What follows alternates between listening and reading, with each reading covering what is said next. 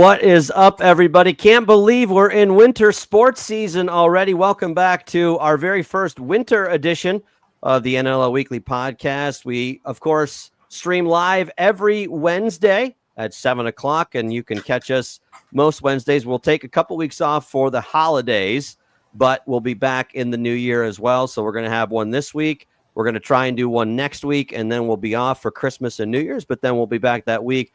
And at that point, Dan, we will be diving head first into literally some really important conference games, some of them starting already. It's pretty crazy how quickly some of those critical games jump up on the schedule. It is kind of a interesting headspace to get into because it is literally right after the holidays. There is there's no kind of walking into conference play like a lot of colleges are doing at the moment right now. Yeah. You're getting the teeth of the league, and it seems like almost everybody is going. There's not going to be a night off come January. Yeah. Well, of course, you can listen to this podcast on several different platforms. And Dan, you're going to have to put the reminder because I never remember. I know it's Apple. I know it's Spotify. I know it's iHeart. There it is. Pandora, Stitcher, Amazon Music, Spreaker, and Podcast Addict. Again, all those places you can search NLL Weekly, and you can get the shows. They're usually posted Thursday morning, so make sure you do that. It would help us out a lot if you liked and subscribe to the channel on YouTube, NLL Weekly there. And then, of course, leave us a review, any of those things on any of those podcast platforms. Always appreciated. So, again, thank you to those of you who have listened throughout the fall. We're hoping that you will continue to join us throughout the winter. And we're not going to waste any time. We're going to go ahead and get to our first guest because I am super excited to have him on. He is somebody that I have gotten to know over the last, I'm going to date myself a little bit, 7 years. I can't believe it's been that long. But he is somebody that I'm so happy for, a guy that I've rooted for a long time.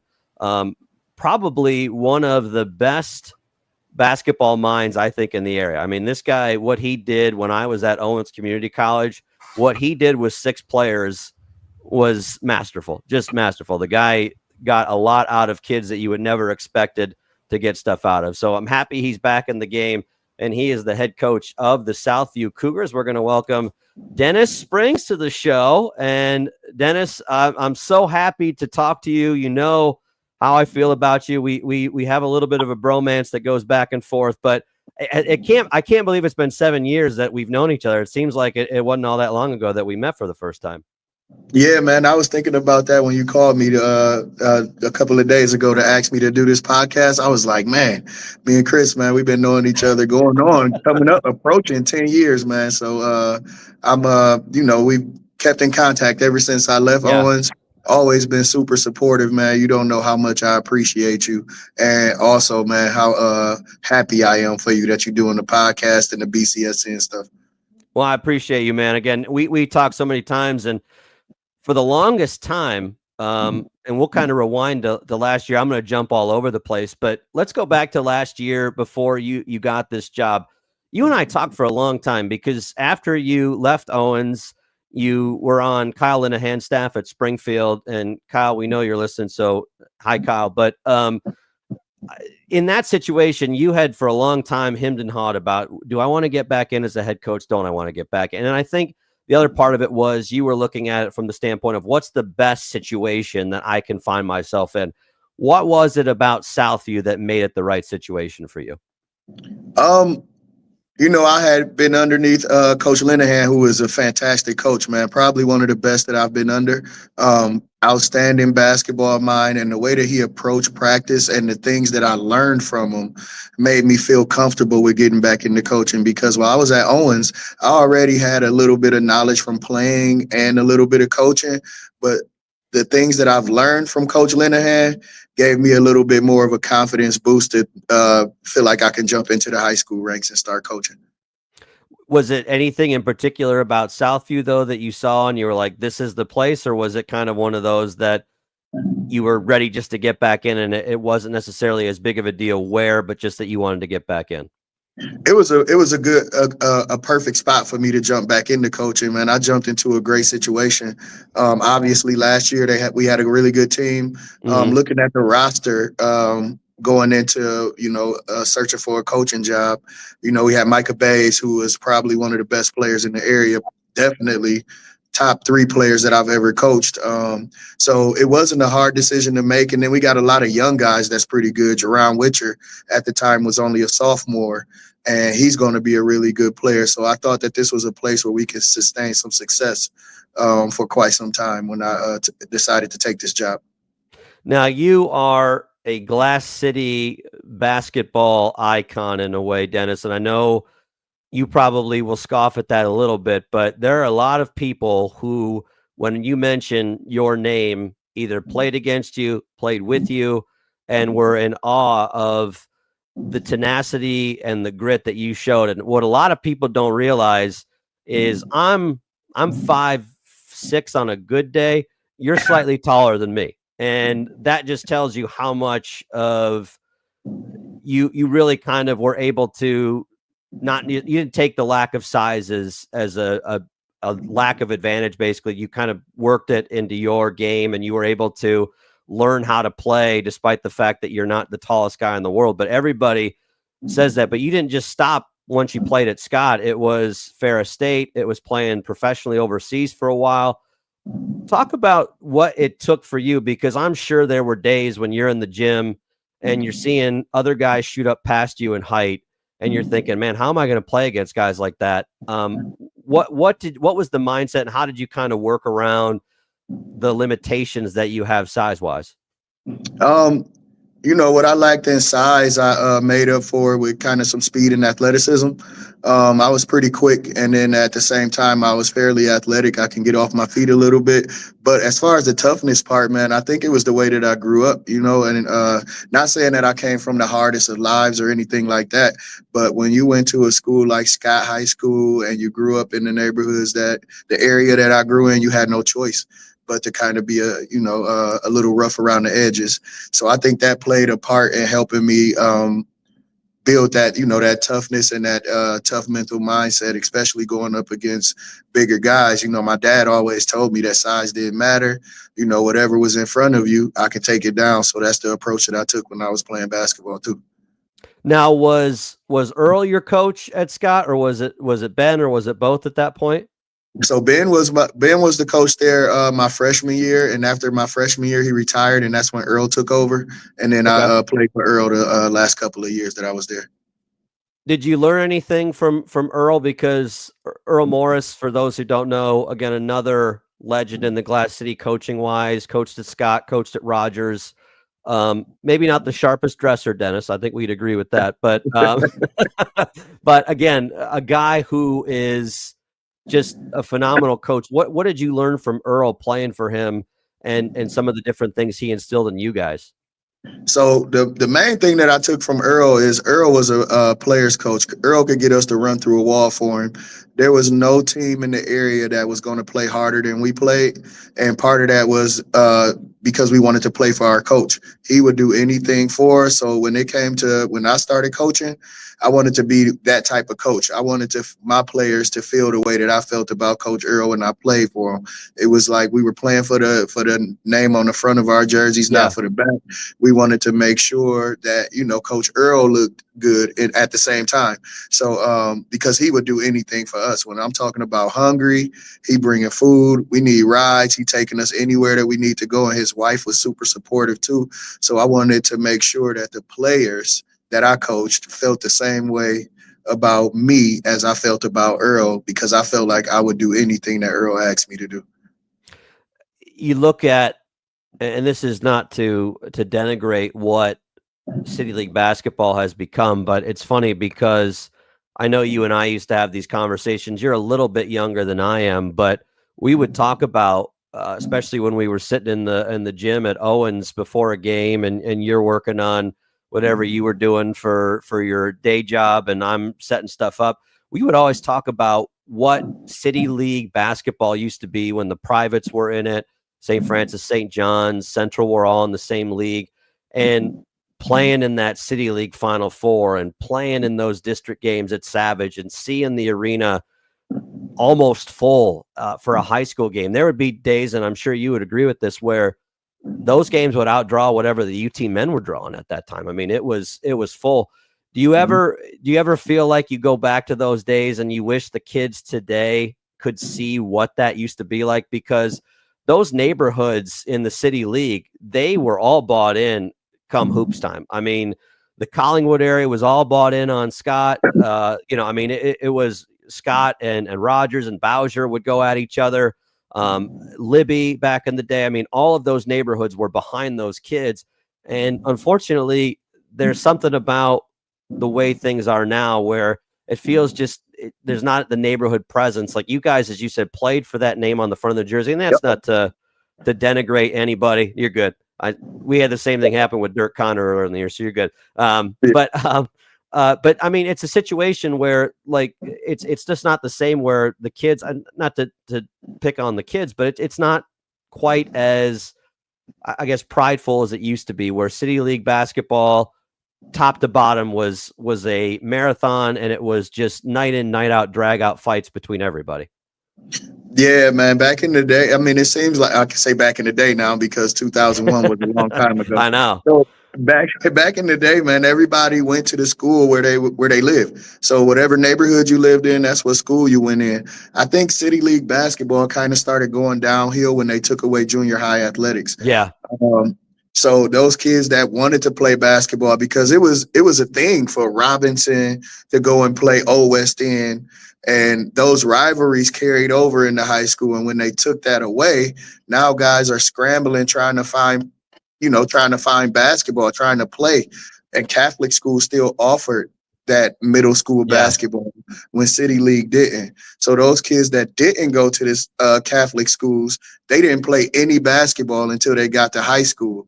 So I think it's killing the development of our basketball players in the neighborhoods because there's just no middle school basketball right now. A lot of people can't afford AAU. So yeah. And the other part of it too is they learn on the playground, which not that you can't learn stuff playing in the city parks, but you're not always necessarily learning the right way. And that's the other part is you don't have a guy who's standing over you going, yeah, that's probably not the way we'd want to do that play or the way we want you to shoot or whatever the case may be.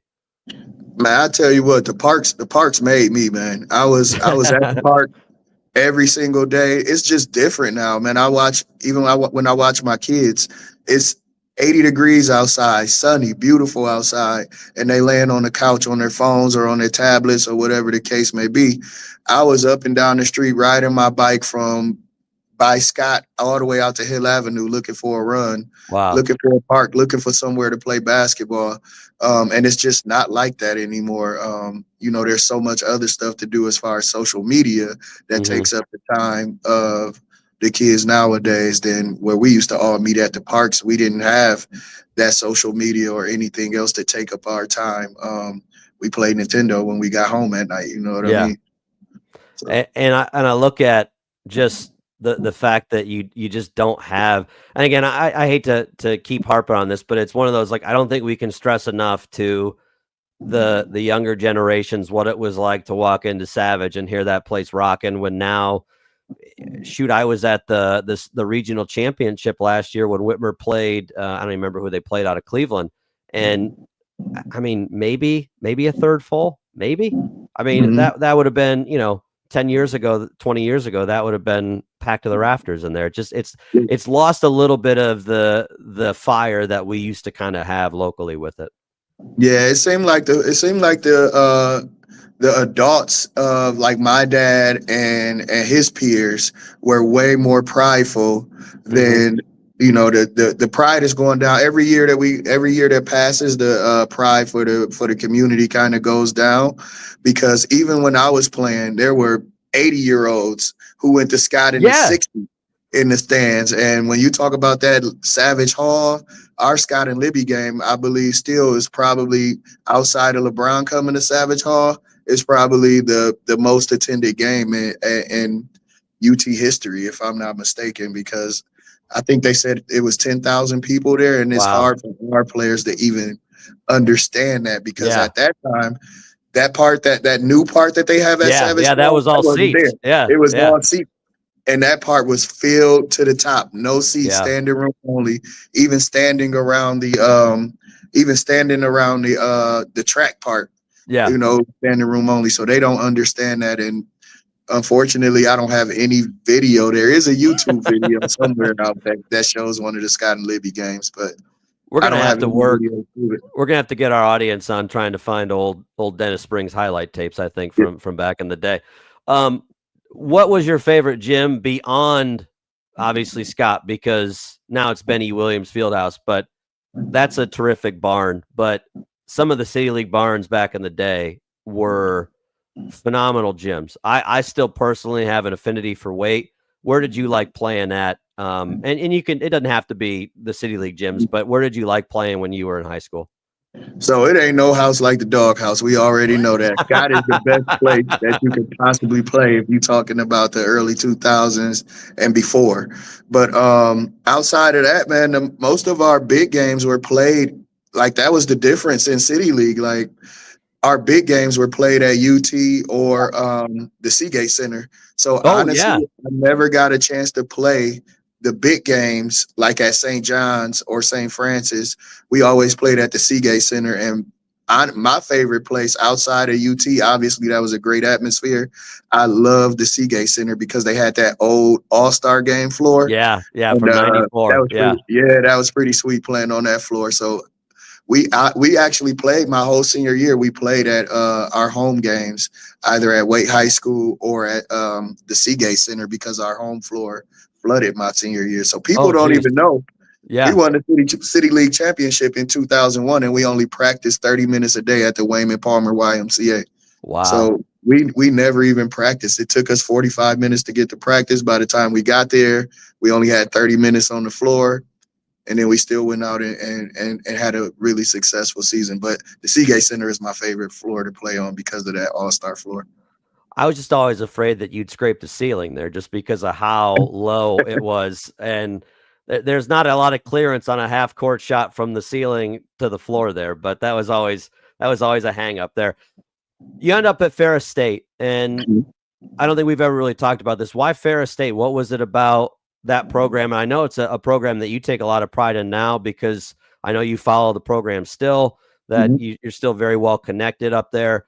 What was it about Ferris State that you felt like was the best next step for you?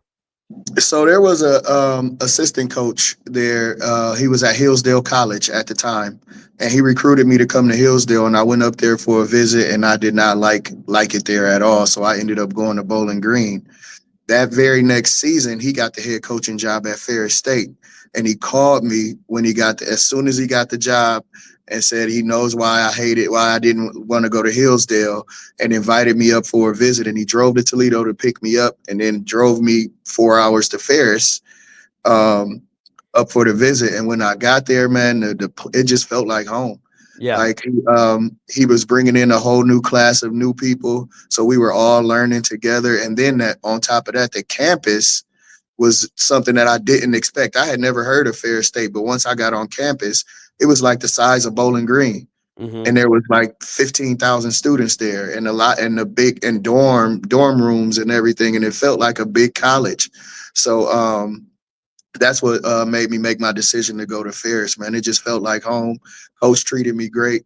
And to this day, I talk to my teammates, probably 4 of them, probably twice a week still. And it's funny because you guys, I know you won something. Was it a national championship up there? We did not win the national championship. We won 2 league championships. Okay. The year before I got there, they won 3 games. And a total of 11 games over the past 6 years. My first year, we went 13-13. My second year, we made the tournament. And then my last 2 years, we won the league. And then we ended up going to the Sweet 16 one of those years also. Okay.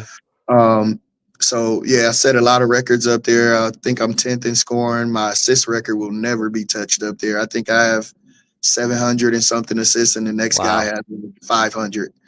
And then Pete Furlick, that played for us at Owens, ended up going up to Ferris. We helped him get into Ferris, and he won the national championship at Ferris. Okay. All right. Yeah. I knew they won one, and I wasn't sure if it was recently or if when you were there. But I mean, you see, because I'll notice too. I'm sure you know Verdell Billingsley, but when you follow him on Twitter, he'll put a lot of Ferris State stuff out there too. So I kind of always see a little bit of that there. Yeah, You go but play you go play professionally overseas. What Mhm. was that experience like? Oh man, it was phenomenal. So how it happened was I was playing in a what do you call it? Like a minor league, kind of like the Glass Hmm. City Wranglers, and I was playing for a team called the Holland Blast. And at that time, they had our crosstown rival was the Grand Rapids Flight, and they Okay. had this big 7'10" guy named Sun Ming Ming who played in Rush Hour 3. I don't know if you've seen the karate scene in Rush Hour 3, but there's this big 7'10" guy. Okay. So all of these scouts came to watch his first game against us in Grand Rapids, Michigan. 7'10", dunking without jumping, NBA scouts there, overseas scouts there, and I had 53 points in Wow. that game. And right after that game, man, I don't even know how agents got my number, but my phone was ringing off the hook. And Magic Johnson's brother is the one that kind of caught my interest the most. And because at the time, Magic Johnson had owned a team in Hmm. Sweden. So talking to his brother and then talking to Magic Johnson, they helped me get over to Sweden. Well, I started Wow. in Cancun, and then they helped me get over to Sweden to play for his team. Is that where you played the entire time, or did you bounce around at all to different I countries? bounced around a little bit. I played in my first year. I played in Cancun, Okay. in the top division in Mexico, and then I went from Cancun to Germany, Okay. and then I went from Germany to Sweden, and then Sweden to Australia.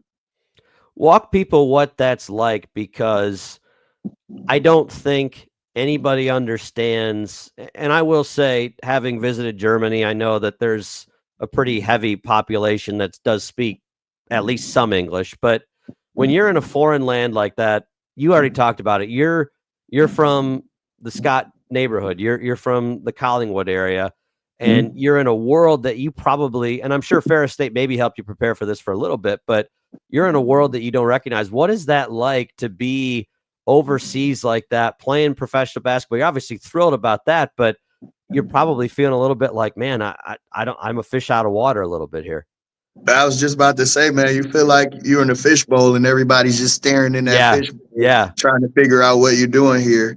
I mean, I got fairly popular in the places that I lived because of the basketball part of it. But when you first get there, people ask you questions like, "Why are you here? What are you doing here?" Yeah. A lot of people didn't even talk to me. Like they wouldn't answer my questions if I needed directions. It was pretty hard. I feel like when you overseas, you got to be somebody who's able to do things on your own. You Hmm. got to be able to be a loner, because it does get hard being away from home for so long and so far away from home where you can't go when you want to. But overall, as time went on, I adjust to wherever I am, and Yeah. every experience was a great experience. When you're over there, was there a food that you ended up liking that you never thought you would end up liking? I was still young at that time, and I always tell my friends and my family that I regret the way that I spent my time overseas. Hmm. 23 years old with a little bit of money in your pocket, all you want to do is, you hang out, you party, and you do all of Yeah. that stuff. And I didn't really embrace the culture the way that I should have. And on top of that, when it comes to food, I didn't really venture out into things that I wasn't familiar with when I was overseas. And I wish that I can do it all over again just to experience the culture the way that I should have experienced it. But my mindset was totally different back then, so I didn't Sure. get it to do that. When you get to the point where that professional career is winding down, what was it that kind of tipped you off? I'm going to hopefully guess it. Speaking of knee injuries, because Lord knows you've had that one repaired several times, but was it a knee injury that ended up ending it, or were you just at the point where you're like, yeah, I think I've taken this as far as I can go? No, so I was at the YMCA and I had just signed a contract with a team in Spain. And I was going to go over to Spain within probably, I believe, the next 3 weeks or so. And one of my buddies called me at the YMCA. I guess they were playing men's league, and they said they only had 4 for a championship game. So I'm like, yeah, I'll come over and play. So I went over there and I played, and ended up getting fouled pretty hard by a player and tore my ACL at that time. So that contract was kind of taken away. And then in that recovery time, I lost the motivation. I got a job, and I had just lost the motivation to play at that time. And I was just content with working at that time and not going back overseas at that point. Yeah. And that's probably one of those things where, knowing you, this is the one thing that I have learned about you, and getting to know you better over the years, is if someone challenges you to a game or tells you that there's a game going on, it's going to take a lot for you not to show up and at least give it a go, because that you eat, sleep, and breathe. I don't know that I know anyone who loves the game of basketball as much as they do at your age as they did when they were like 10 years old. I mean, you still love playing basketball, and that's one of the things I admire about you most. Is doesn't matter how much your knee doesn't want to work, you're still going to go out there and play and give everything you got. So I imagine that had to have been really tough at that point to kind of say, yeah, I think this is as far as I can go at this point. It was definitely the hardest decision that I had to make, especially when it was time that once I recovered from my knee injury, I was still getting calls to go back, but it just wasn't worth the money to go back after I was working for so long. And you're right, man. When you talk about basketball, even my coaches here, they just say, man, you love basketball. You leave practice, you go play. You leave practice, you go watch basketball.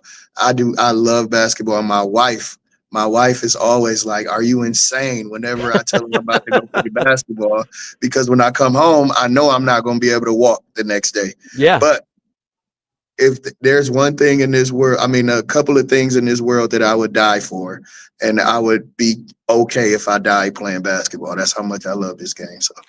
And the funny thing too is, like, when you were coaching at Springfield, this is the other part I admire about you the most, is you were opening the gym up. You guys would play Friday, Saturday, and you're opening the gym up on Sunday. You and Kyle are up there, and it doesn't matter that you guys just literally played back-to-back games and practiced all week. Like, if anybody wanted to come up and get a run in, the gym was open. You guys were always there, and that wasn't just for you. That was also to see, and I think that's why that group 2 years ago was so good, because I think they bought in and saw how much you guys love the game, and I think they bought into that as well. Yeah, I think even now at Southview, I mean, Coach Linehan always had he's one of the hardest working coaches that doesn't get the credit for how hard he worked at Springfield. Organized, smart, always prepared. Like, those are the things that he taught me while I was at Springfield that actually made me want to get back into coaching. He lit a fire under me that made me want to coach again. But even at Southview now, preseason, I'm out there playing with the guys, 2-3 times a week, because I love playing. B, I want them to know that I still can play.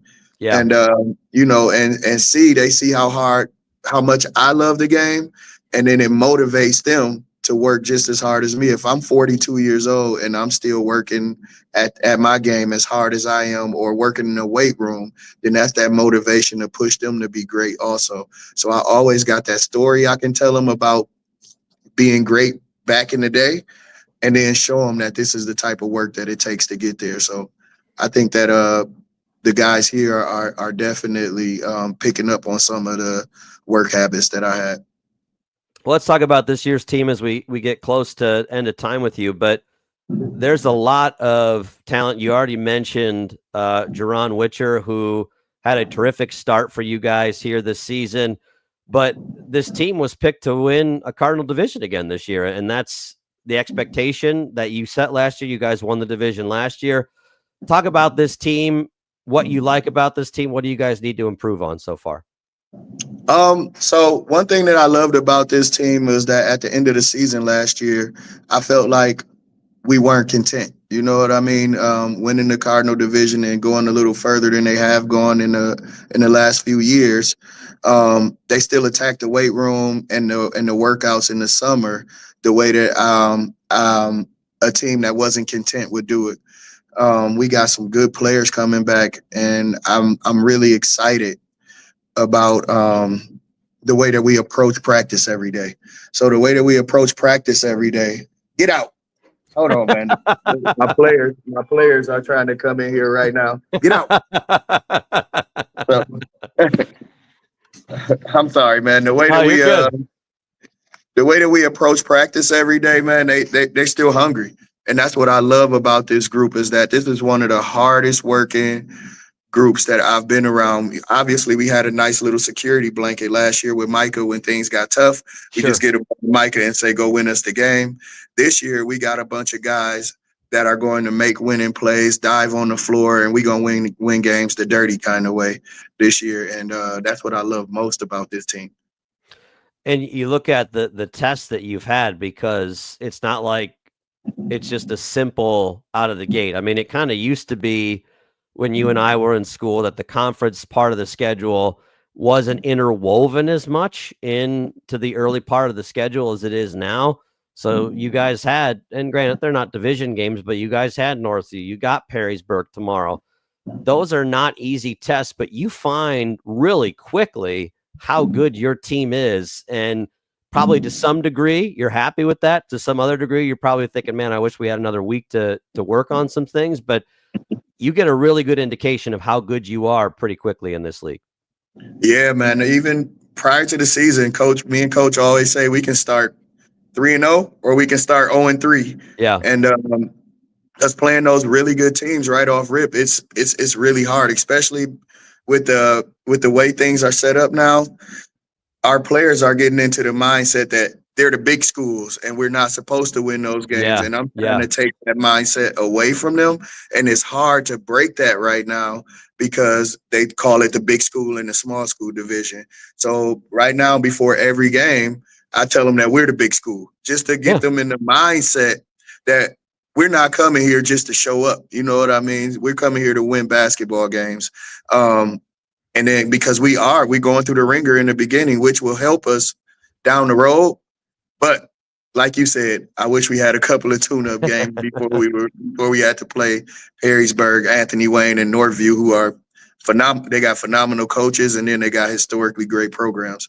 So that's a tough way to start the season. But the boys responded so far. They've responded so far. I'm curious because you did mention the small school, large school division. Basketball, I feel like, and maybe this is me just assuming something about the sport. It feels like with basketball, that's not as much of an issue because from top to bottom, there aren't a lot of teams in this league that I would say aren't good or don't have talent. I think everybody in every league around here has some talent, but especially in the NLL, from top to bottom, you're going to at least get some kind of game. It may not be a close game. It might be maybe you win by 15, but there's never going to be one where you walk out there and roll the ball out and win 72-22. That's not going to happen in this league. So that I think maybe nixes that idea of the small school, big school, because I think everybody, when it comes down to it, is a lot closer than people realize. Yeah, it's a lot of talent in the league, definitely. The one thing about the big school, small school thing is that you go to Anthony Wayne, that's really the only school out there. They got a bigger enrollment. Perrysburg has a bigger enrollment. There might be, two Antoine West at Whitmer instead of one at Southview because there's double the number of students at Whitmer than it is at Southview. So that's the advantage that they have out there, is that they have more to choose from. I think we max out the talent here. So the guys that are playing basketball here are the guys that can hoop. There's nobody walking around school that's not playing basketball who can't play. You've overturned every rock at this point, is what you're telling me. That right. Yep. Look in every corner, every part of the school to find somebody else. Hey, you 6'5", can you play basketball? They come in and shoot, and I just be like, I'll go back to the band. Yep. Well, I wish I had more time with you. First off, we'll definitely have to get together soon because, I love talking with you. And when I was thinking about who I wanted on the first winter one, I knew that it would be a fun conversation because you and I used to have great conversations. I mean it from the bottom of my heart when I say I'm so happy for you. I'm happy with the success last year. I'm happy with the start this year. You know how I feel about you as a coach, as a person. So thank you for doing this. Looking forward to seeing you and talking to you in person. But best of luck to you until I see you again. Hey, appreciate it, Chris, man. Thank you, man. And thank you for all the support. Everywhere I go, everywhere I've been, you've always been there for me. You've always been looking out for me. I appreciate you, bro. Well, you are one of my favorites. So I will see you, and good luck tomorrow night. All right. Thanks, man. That was Dennis Springs, the head basketball coach for the boys' side at Southview. And I mean it when I say one of my favorite people. And watching him grow as a coach over the years has been a real pleasure, because when he took over at Owens Community College, it was in a not the best situation. He kind of got forced into the role. And the stuff that he did with the roster that he was left was really phenomenal to watch. And anybody who's tried to coach at the JUCO level knows it's not an easy place to coach. And to see what he did, I'm telling you, this guy was able to figure out a way. He almost won a regional title in 2017 with 6 guys. And that was and one guy who was basically playing on one leg in the championship game because he sprained his ankle so bad. I mean, it was phenomenal. So, I mean, again, I am so thrilled for him and can't wait to see what he does with that Southview program. That's incredible. It's great to see. And it's also great to see that we have this much coaching talent that's coming back to the area and sticking around and developing the game here. Yeah, I mean, and that's one of the things I appreciate about him more than anything is the fact that he has tried to take and give back to the groups that he, was influenced by, those guys who he mentioned, Earl Morris and some of these other coaches. Like they were the guys that led him and taught him how to play the game the right way and what it meant to be a team and all that stuff. And he, I'm sure, picked up stuff overseas and in college as well. But on the other side of that, to be able to give back to the area, that's always something. I will say he has always been very dedicated to trying to give back to Northwest Ohio Hoopers, and I think that means a lot. And I'm not kidding you when I say I don't think he's met a pickup game that he didn't like. So I mean, he's one of those guys that he will always. You tell him that he is that there's a game going on, and he's going to find it. I mean, he's tenacious for sure. So we're waiting for Jami Carter, the head Anthony Wayne girls coach, here to hop on in just a moment. Excited to talk with her. And she just hopped on, so we'll go ahead and bring her up. She is also one of my favorite people. I've gotten to know Jami over the last couple of years. She probably got sick of me calling her games, but Jami, I'm happy to have you, and thank you so much for doing this tonight. I know these aren't your favorite things, so I appreciate it. Happy to be here. Let's talk about this team, this Anthony Wayne team, because there's a lot expected. We know that Elise and Brooke are seniors this year. They haven't been able to get to that over that hump, I think, at this point. And a lot of people expect a lot of things out of it. Those two girls in particular have been put under a lot of pressure, not by you specifically, but by the community and by people who have watched them since their freshman year. How has this group embraced that challenge to start the year? Because I'm sure that there's a lot of expectation. I know there's a lot of expectation again for this team.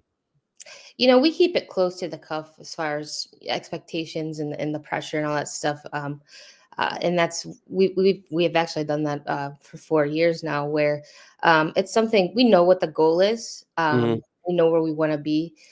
We work at it instead of talking about it. That's how we handle that. Especially, and every year we seem to, even with having Brooke and EJ for 4 years, we seem to have a group of younger kids who are coming up that, we have to foster that with them as well.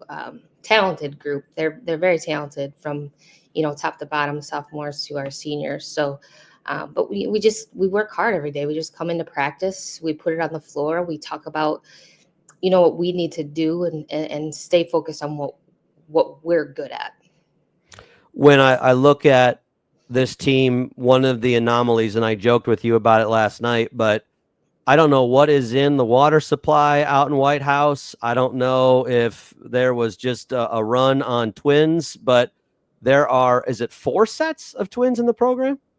Well, there's 4 sets of twins, but we Okay. also have some other twins. So there's a sophomore. We have a sophomore, Gabby Gibbons. She has a twin brother.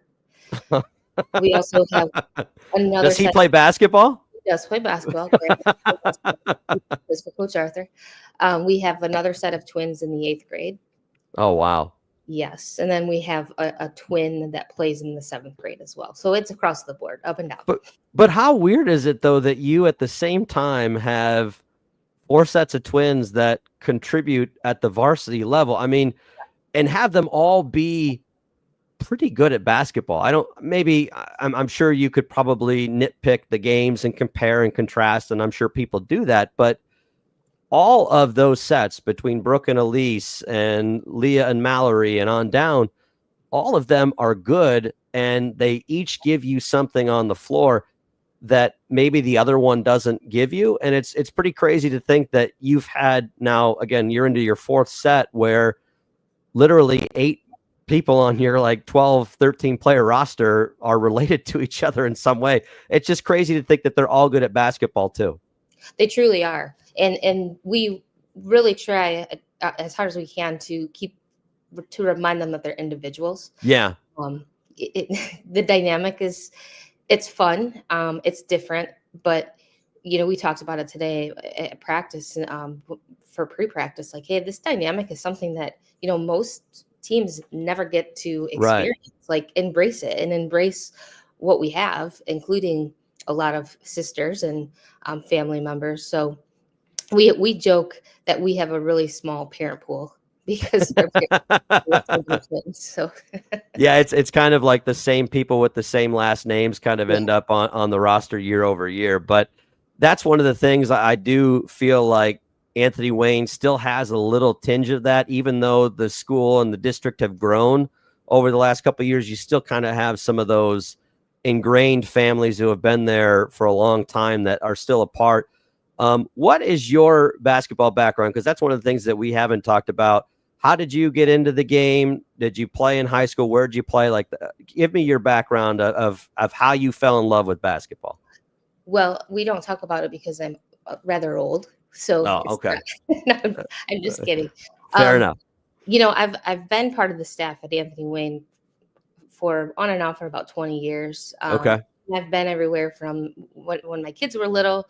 I was at the junior high for a while, coaching for under Coach Zemansky. Mm-hmm. And then actually before that, I was up at the high school level coaching for Coach Votsberger. Okay. But when I was in college, I went to Heidelberg and Tiffin. And, okay. I played volleyball and softball, and I needed money. So when I was a freshman, I started coaching JV in between my seasons. Oh, wow. JV basketball. Super small school. In fact, it's not even around anymore. It was so small. Very humbling. Okay.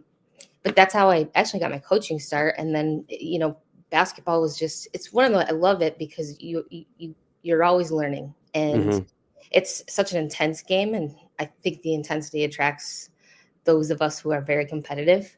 But I've also had the opportunity to coach under such great mentors. Sure. Since the age of 20. It's just always been my path. That's always where I found myself, is coaching basketball. So you didn't play in high school or anything like that? Okay. So you just chose not to take it at Heidelberg, basically. Correct. Well, I'm like you, I'm a little vertically challenged. So you don't have to let everybody know. On this podcast, I'm 6'2", Jamie. You should know that by now. When you talk about the coaches that you've coached under, what made you, when the job came open most recently, what made you want to jump in and become the head coach? 2 reasons. One, I spent a lot of time with the program. Raised my daughters to where, I was part of the rec program. Like I said, I coached at the junior high, then the high school, and then, back and forth. And I felt strongly about the program, and I knew, we're still, and I enjoy the fact that we are community based. Yeah. And I really wanted to dive into that. And that was kind of the goal when I took over, is be a little bit more involved. Not that we didn't have a program before, because we did. Like I said, the coaches prior to me taking over were absolutely amazing. In fact, they're still part of our staff. But Okay. you know, I tried to take that angle. And the other thing is that I hadn't done it before. So I thought, you know Sure. what, put your money where your mouth is, you know, kind of figure out, is this something that you know, can do? And my daughter actually graduated the year prior to me Okay. taking the job. And that was also part of it, is I didn't want to have to, I did coach Sure. it as an Sure. assistant, but to be a head coach and Yeah. have to, that would probably be a little too much. So the opportunity and the timing was perfect too. What was the hardest thing to learn? I always talk about this with guys who become first-time football coaches. I'm assuming it's the same with basketball, but even if you think you know what it takes to be a head coach, you don't really know 100% of everything. There's something you haven't thought about or something that pops up that you've never dealt with before. What's the one thing that you felt like was the toughest thing for you to grasp and get a hold of when you started? I would say the paperwork that's involved, so stuff. I think a lot of coaches actually say that, but Whoa. yeah, And it really isn't my strong suit. So, but fortunately, I have great assistants who help with that on a daily basis. hmm Um, but I would say being able to reflect, like, you know, and okay, not so reactionary, as far as in anything that you do, really, you know, because you have to. I mean, we all make mistakes, but at the end of the day, we've got to do what's best for the kids and for the program. hmm So that's been very humbling and eye-opening, even personally, you know, with having relationships and being a little bit more self-aware of that. yeah. Well, it's probably something too, like when you're an assistant. Sometimes, you probably would agree with this. Like every assistant has like their own kind of their own role. Like Yes. sometimes you have a good cop, bad cop. Sometimes there's the yeller, and there's the I mean, there's. But as a head coach, you have to be even keeled. You can't fall to one side too much, or you kind of risk losing the team a little bit if you're too much one way. Yeah, and that's what even with our kids, that's what we try to emulate with them, is you stay even.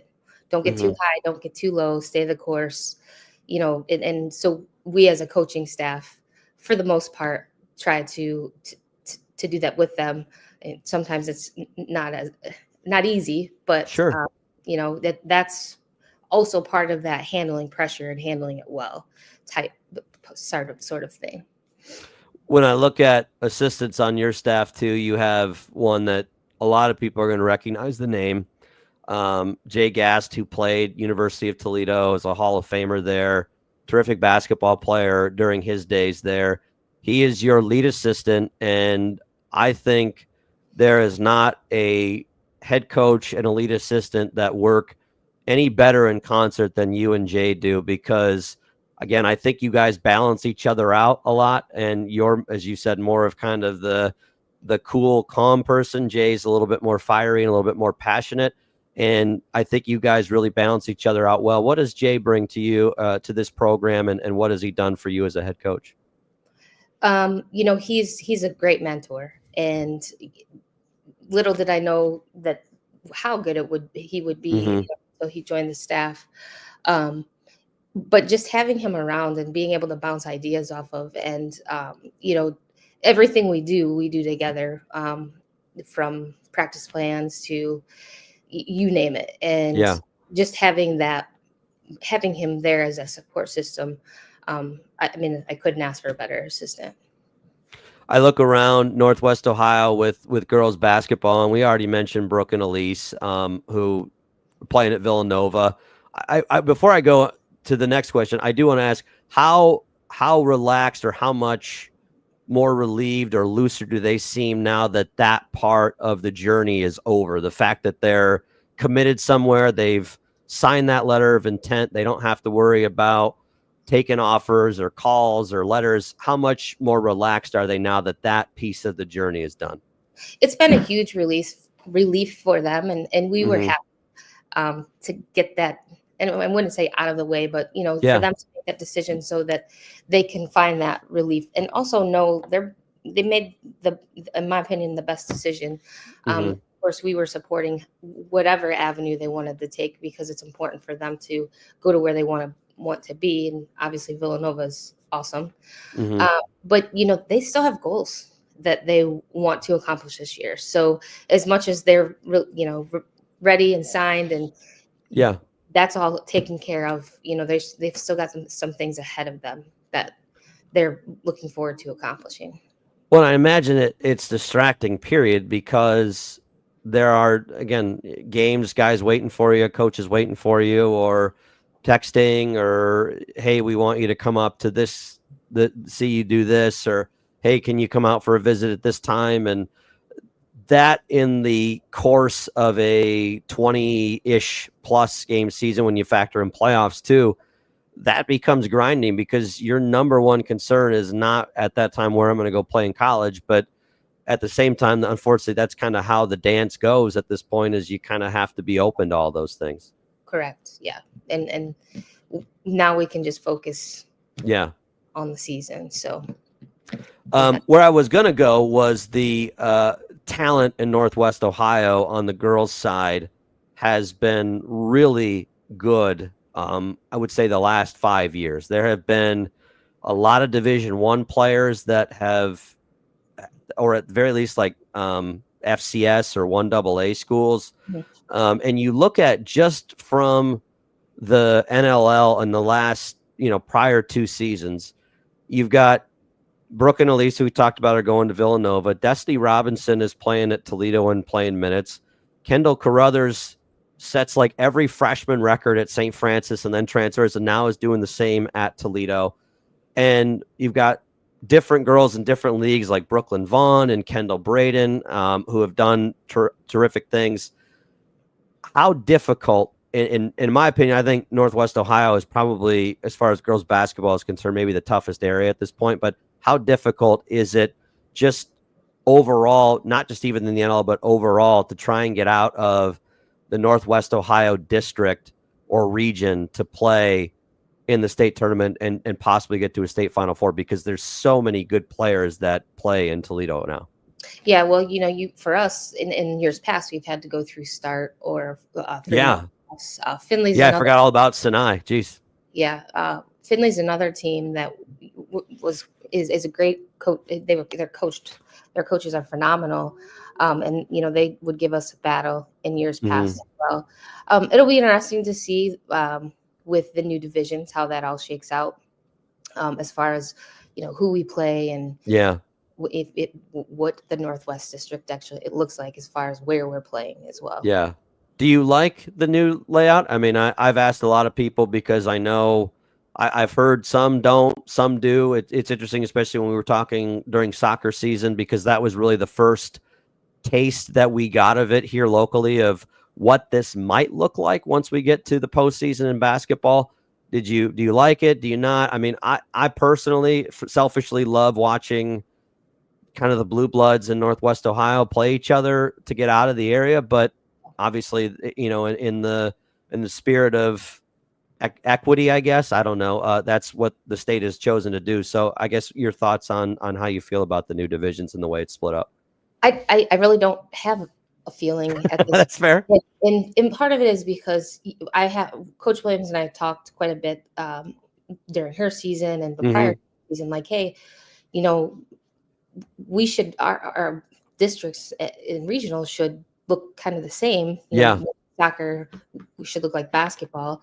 But I also think too, am I a fan? I don't know. I think change is hard. It's changed hard for me because, I'm getting to the age where I just want to have it my way all the time. But you look good for 25 though. Thank you. I appreciate that. I just think we got to give it a chance, before we put an opinion on something.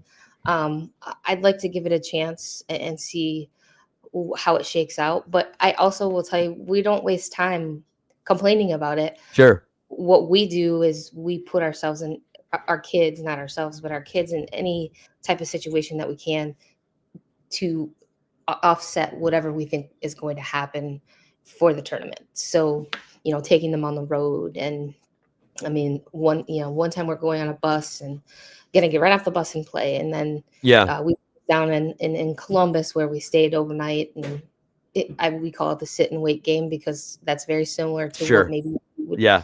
would see. So I guess that's where we just kind of roll with it, and whatever we have to do, we'll do. Well, and obviously to your point, you can't control it, so why concern yourself with it too much, I guess, at that point. You mentioned traveling. You guys actually played a game on Sunday, and that was your first loss. Purcell Marion was the team, but prior to that, a pretty dominating start to the year. How difficult is it to balance the competitiveness? Because again, yes, there's talent here, but you guys, I would say, overwhelmingly have maybe the most abundance of talent. And not that you're not going to get games from people, but if you play to the potential that you guys have, you should have a good chance of most games. But how do you balance trying to schedule those games that we also want to make sure the girls understand what level of play it's going to take to win a state championship? Well, that goes to the level of maturity of our kids, and also they're extremely intelligent young ladies as well. Mm-hmm. We use that to our advantage. We have a lot of conversations about, hey, you're playing yourself right now, or we've got to challenge ourselves. We have to pretend like we're playing the Purcell Marians in practice, and we give them different scenarios too. So in different goals in a game, like let's say we're playing someone and the score is lopsided, we're not going to just let them play however they want. We Sure. still have a goal, and we still have some of our sets or some of our what we feel are important in our growth that we're working on. And just last night, the second quarter, we weren't real happy with the shot selection. And Sure. game one, ball screens was another one. And we said, hey, we've got to stay true to who we are. And third quarter came around and they figured it out. Like they were able to, we say, apply like our game plan. So every game and every practice we have to present it that way, because we don't always get the games like we did against Purcell Marion. Yeah. And I think that's probably the biggest challenge too, is keeping the girls focused on, it's got to be about us tonight, because if we're not working to get better, we're wasting the day essentially at this point. Yes. Yeah. Yeah. Another roster though, I have to say, for all of the talent, it's not a super old roster. I mean, it looks like only 2 seniors on the roster, and that's Brooke and Elise, right? And Sophie Smith. So 3. But other than that, again, juniors and sophomores. Is that difficult? And I know you kind of had the same thing last year, and even Brooke and Elise's freshman year, there wasn't a ton of seniors on the team. Is it tough to get and have these girls understand, the younger girls kind of get to the level that they need to be, knowing that there is a lot of expectation and a lot of things with the talent that we have that we can accomplish here? Is that hard to kind of mesh those two together? I don't think so. No. Okay. Our older kids, even when Brooke and Elise were freshmen and we made that state run, we had some seniors who basically just took them under their wings and said, hey, this is how we're going to do it, and this is how we're going to get here. I mean, that wasn't us as a staff saying, this is what we need to do. It was our seniors saying, this is what we're going to do. Yeah. And just having that year in and year out helps. Now, of course, they're young, and there's still a lot of growing and maturing that some of our players in every year, not just this bunch, or it's just in general when you play freshmen and sophomores. But even if you look at Leah Pike, she's a 3-year. Yeah. So she's not, as much as she's only a junior, Yeah. she's been around the block too. So Hill's the same thing. They're juniors. Both saw a little bit of playing time last year, but they've been with us for 3 years. So it really isn't. And we do spend a lot of time in the off season together. They spend a lot of time together as well, because half of them are sisters, and yeah. Yeah. So it's challenging, but it's doable, and somehow we always make it work. When I look at, you mentioned Leah and Mallory, the Pike girls are going to play volleyball. They're terrific athletes. Kennedy and Addie and Hill, and then the Brenneman sisters, Layla and Lauren. All of those girls, I think a lot of people, when they've come up through their class, they've kind of pinpointed, because of the rarities we talked about of having twins that are good, but then also I think the expectation that they're going to come in and help the varsity team pretty quickly within the program. But one of the things I do admire about what you've done the last few years is just because you'll bring them up and they might be on the state roster and they might see and experience what those practices are like. But you guys have not rushed them into critical roles right away unless they're ready for that. And I look at like Leah Pike a couple of years ago. Leah, I think, as the season wore on, became more and more of somebody that you guys relied upon. But where she was at the start of 2022 and where she was at the beginning were not the same place. Yeah, correct. It's a developmental thing for us. We feel like we've got to put them in the right positions to see some success. And in order to do that, sometimes it's a process. Sometimes, with Elise, we threw her out there because she could handle that. And Leah could too. But we wanted her to feel comfortable and find out what she can and can't do in her positions out there on the floor. And we like playing those younger kids with the older kids just for the experience factor. And so, our older kids can be like, hey, that's not how we do this. This is what this is what we do here. Because we do have a certain principle. We do have certain principles and ways that we run our offenses. And we tell our kids all the time, they're quite unique because we trust them and they're intelligent enough to pick up on what we're doing offensively. So it's a process, but that's the fun part of coaching is, teaching that process. And sometimes we take 2 steps forward and sometimes we take 3 steps back some days, but they keep coming back and so do we. So, we figure it out in the end. What do you like about this group and what do you want to see? I know it's early, but what have you liked? What do you want to see them get better at? What do you think they need to get better at as the season wears on? So this group is unique. We have our veterans and we added quickness. We are quick. The Hills are quick. We have a sophomore, Corinne Volts, who comes in off the bench and she's quick and she can score. And then you have the Brennemans who aren't afraid to battle. So you've got some size and some physicalness also. So we have a lot of different aspects of the game that we really haven't had in years past. So mixing that all together is what we're figuring out right now.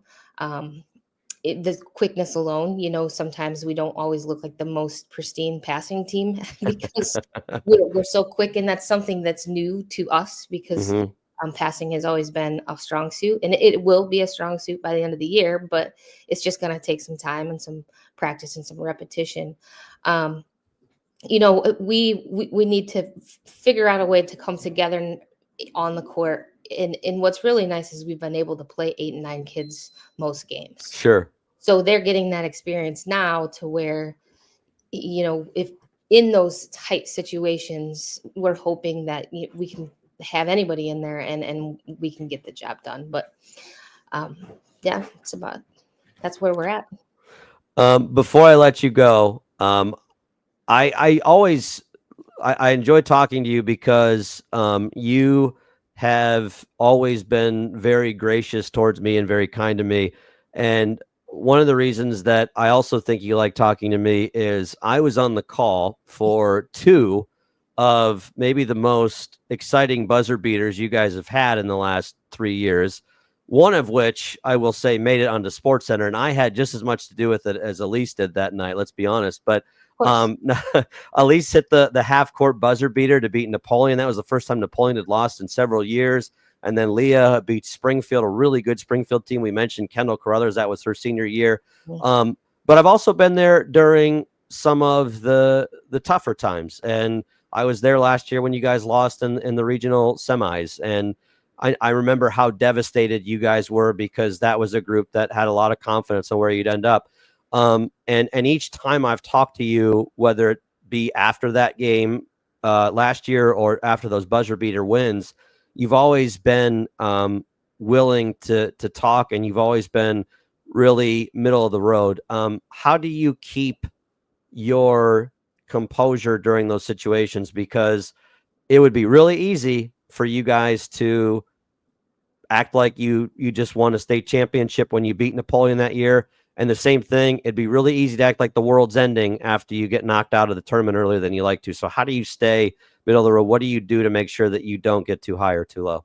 Well, believe it or not, there was a day when I wasn't able to handle those things as well as what I did. I grew up a little bit. But, I think being a mom kind of puts you in that position to where, just like, now that I'm coaching, and I always have, but I'm looking at it from their eyes. So I'm always watching like their excitement, and how exciting they are and how much it means to them, because it really isn't about me. But I feel like I have to be the one to just keep it, like you said, to keep it even, because that's my role with them, is to just always be there and be present and be the one that picks everything up when Yeah. it would be. And then I go home to my husband, and then he has to hear all there you go, or Jay, one or the other, my husband or Jay. So but yes, I do feel like that's an important aspect of keeping them calm and handling the pressure of the last 4 years. State basketball, that was the most pressure I've ever felt in my entire life. Keeping it real is probably and it's best for me too, because then I can keep my focus on the game and the girls as well. Well, I will let you off the hook. Honestly, thank you for doing this again. Thanks, I know that this isn't your favorite thing in the world, and I appreciate you joining me. I will say I feel bad for you some days because you have to deal with Brandon Bosch, but that's a different topic for a different day. We like Corey Slovak. I love Corey, but Brandon, we can do without him. But no, in all seriousness, I do appreciate you. I'm looking forward to seeing you again. If I don't see you, have a great holiday and good luck to you. And I'm looking forward to seeing you a little bit this year. You as well. Thanks, Chris. Thanks, Jamie. That was Jami Carter, the head girls basketball coach for the Anthony Wayne girls. And again, another terrific coach. I've said it multiple times when we talked about football coaches, and I think we're starting to see some really good basketball coaches as well. Two of the best in the area. And I'm looking forward to continuing to kind of go on down the list, because there's a lot of really good talent here. I did want to talk about this before we got out of here, because there is a lot of news that has broken in the last 48 hours. And they're guys that, Dan, you and I talked to this year and talked to quite a bit. One of which was, we'll save Ken for a second, but John Gallius announced this morning that he is stepping down at Clay. And so he is no longer the head coach at Clay. And wonderful that John was able to leave after they won that league title, because he had worked so hard to get to the point and get that program back to the point where it was respectable. And they won that first league title since the 70s, and absolutely thrilled and really happy for John and all of the success he accomplished. Whatever the reason is, hope it's just for the respite and the opportunity to kind of kick back and relax, and that nothing is too wrong or issue there. So, but happy for him and all the success he had. So, again, wish John nothing but the best and thank him for his time. And then obviously somebody that's a little bit closer to you and I, and Ken Winters. Ken stepped down yesterday, and he resigned after 9 years as the head football coach at Whitmer. Leaves a legacy there that probably is going to be really hard to outdo, because when you look at the length of time, I had talked to him about this. Excuse me. I had talked to him about this during the season, that the 9 years actually puts him, after Pat Guicciardo Sr. stepped down after coaching there like 20 years, Ken's the next longest tenured head coach. And it's funny because when Ken took the job, if you asked him or you asked anybody else, no one I think thought thought Ken was going to be there for 9 years because of just that wasn't what we assumed was going to happen. So the fact that he was able to do it for 9 years and do it at such a high level, and I know you've gotten to know him as well the last few years, really going to miss him and seeing him on Fridays. Absolutely.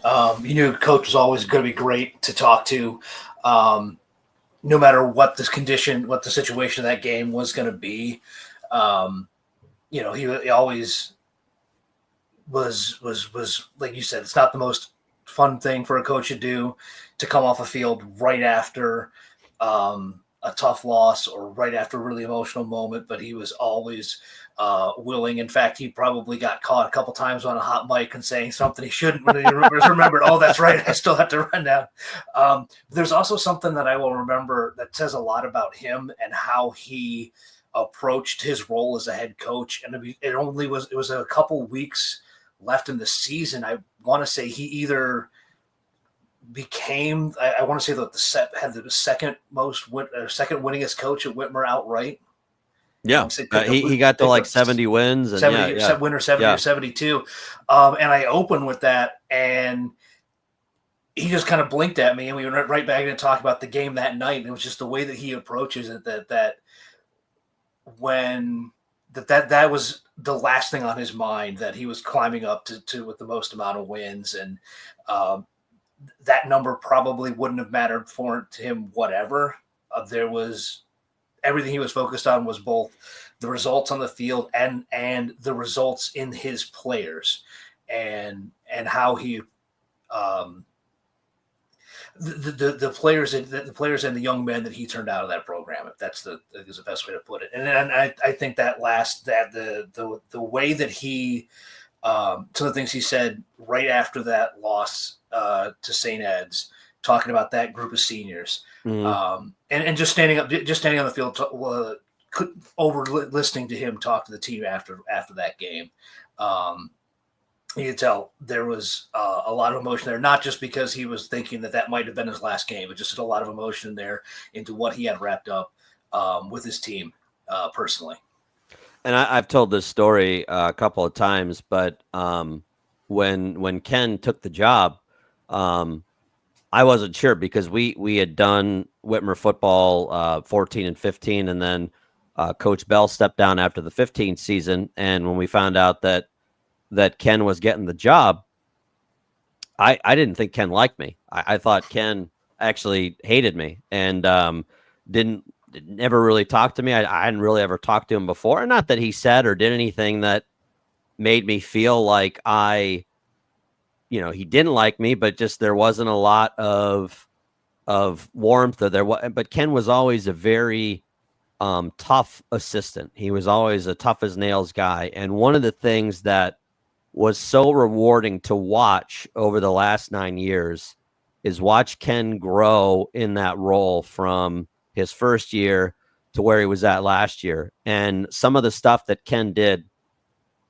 that I saw behind the scenes, and I won't get into specific details, but some of the things he did showed how much he cared about some of those kids. And there were some decisions that he had to make last year. Again, this is why I had said to a couple of folks when they asked me why, the grind of that job, and not just the Whitmer job, but any high school job. I mean, you talk to Jami and Dennis tonight, and both of those people will tell you that it's a year-round thing, and it's maybe less kids that you deal with, but it's still a year-round thing. And the stipend only covers the season. It doesn't cover your workouts in the winter. It doesn't cover your stuff in the summer. It doesn't do any of that stuff. And you are giving a 365-day a year job, and you're getting paid $10,000 at most for it. And none of us would work the hours that you have to work as a head coach for the amount of money that these guys get paid, unless you love it and unless you do it for the right reasons. And a lot of things went on behind the scenes this year, and I'm sure that happens at every program that I witnessed this year.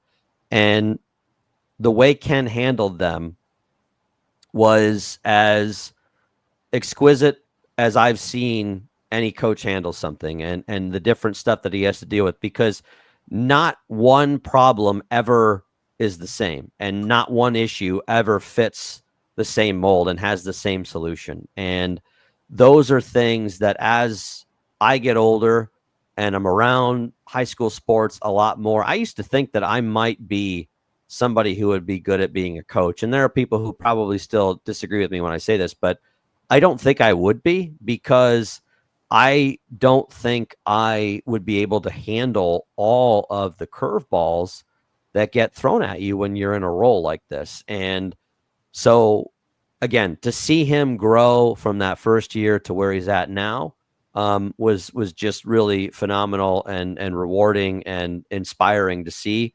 And the thing going from 2016 and not thinking that he liked me to today calling him a good friend, never would have thought we'd been here 9 years ago, but so glad that we are. And I texted him today and just told him how much he meant to me, because he really does. And he's somebody that I'm so happy to have worked alongside and have been a part of and worked with, and just, again, always a cheerleader, as you said, so giving of time, thought of us as a part of the staff, and never said anything to us that was, you guys don't belong here, you guys aren't just always treated us as though we were a part of the program, and I appreciate that. So with that said, though, you now have 2 jobs open in this district, or in this league, that are going to be highly sought after. Whitmer probably a little bit more than Clay, but I think the Clay job coming off of the year that they came off of will still be an attractive job. Do want to say congratulations to Sam Arredondo, who was actually an assistant at Whitmer last year. He is the new head football coach at Springfield. That was announced back about over a week ago. So excited to watch him and get to know him over the next few years. But I'm really curious to see who gets that Whitmer job, who gets that Clay job. And there's some rumors and some rumblings, and I'm not going to get into specifics at this point, but really, really excited to kind of follow what this process looks like, because both of these teams are coming off of good seasons and have talent returning, and you got to get the right guy to make sure that the trajectory continues in the right way. Absolutely. And I think you said it right there with the Clay job as well, with the foundation that Coach Gallius has built over there. And that cupboard is in no way bare next season. No. So I think that'll be a very interesting job to see how that continues. If you would have told me when we started doing this a couple of months ago that we were like, this time of year, we always talk about the coach carousel. It's a big thing. You get in December and January. I didn't think that we were going to be spinning this hard talking about all the high school jobs open. Yeah. And I think we both assumed that Bill Belichick would put in for the Whitmer job, but we found out today that that's not the case. He's going to North Carolina. So that's off the table. Which is unfortunate. I think it's a missed opportunity for both parties. Well, and I had joked because Matt Eberflus is a Whitmer graduate and obviously is no longer the head coach at the Chicago Bears. And I said, do you think Matt Eberflus will put in for the Whitmer job? And I got a lot of laughing faces and said, don't think so. But hey, one can dream, I suppose. Right. You can always come home if you're Matt Eberflus. So we'll see what he ends up doing. But in all honesty, again, happy for Ken, happy for John Gallius, and definitely going to miss both of those guys next year. But by no means will we stop communicating, because, again, both are just terrific people, and thrilled to have gotten to know them and talk with them this year. So certainly when we have hirings for those jobs, we'll do our best to, report that, but then also maybe get those guys on and kind of start talking about what are the plans and how do you hit the ground running, because once January hits, you're officially into 2025, not just because of the calendar flip, but the season is started as well. And it's the off season now, as the season's extended all the way to January. Essentially, you get maybe 3 weeks, 4 weeks where you can kind of rest easy. But once the new year starts, it's weight room, it's working on speed drill, it's all that stuff. It's throwing in the mornings, and on we go until all of a sudden, next thing you know, it's late August and we're under the Friday night lights again. So it comes at you quick, and those guys are going to be in for you and I at our day job. We always use the phrase drinking out of a fire hose. I think those guys will be drinking out of a fire hose as soon as the new year starts. Absolutely. And on top of that, the other thing that is to become a relatively newer aspect, especially this area when it comes to high school coaching, is the recruiting both in and outside of the building, and that never stops, as you mentioned. And multiple guests have mentioned, like, you're always you're walking the halls with your eyes open, and you got to do it outside the building as well now.